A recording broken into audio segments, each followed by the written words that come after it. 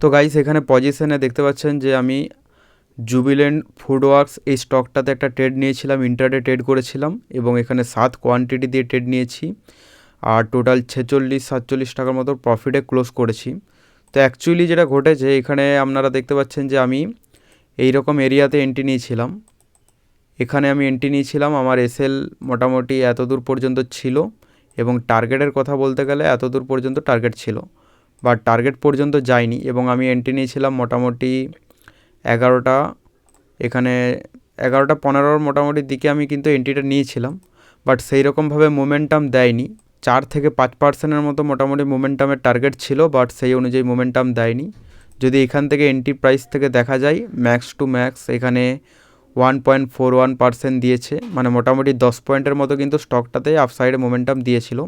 তো সেই হিসাবে 7 কোয়ান্টিটি ছিল এবং 46 টাকার প্রফিটে ক্লোজ করেছি। তো অ্যাকচুয়ালি যেটা ঘটেছে এখানে আপনারা 1 ডেজের টাইম ফ্রেমে যদি দেখেন, এখানে 1 ডেজের টাইম ফ্রেমে দেখতে পাচ্ছেন যে 52 উইক হাইকে ব্রেক করেছে এখানে। এই হিসাবে এখানে তো এন্ট্রি প্ল্যান করিনি, বাট আমার এন্ট্রি প্ল্যান এই কারণে ছিল যে এখানে একটা ভালো রকম ব্রেকআউট যদি হেলদি ক্যান্ডেলে ব্রেকআউট দেয় তারপরে এন্ট্রি নেব।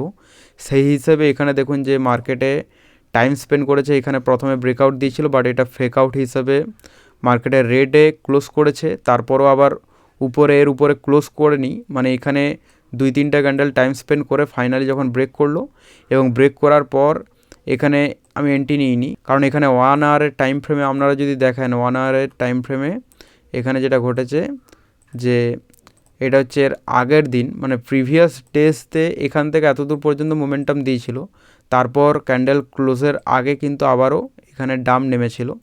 তো সেই হিসাবে তার পরের দিন মানে আজ কিন্তু এখানে আবার যখন ব্রেকআউট দিয়েছিল সেই হিসাবে একটা প্ল্যান ছিল মার্কেটে, এই হিসাবে তার জন্য এন্ট্রি নিয়েছিলাম, বাট সেই হিসাবে মোমেন্টাম করেনি এবং পরবর্তীতে আমি আবারও যখন ট্রেড নেব অবশ্যই আমি আপনাদেরকে শেয়ার করব যে কী হিসেবে আমি এন্ট্রি নিয়েছিলাম এবং এন্ট্রি এসএল টার্গেট এভরিথিং আপনাদেরকে শেয়ার করার চেষ্টা করব।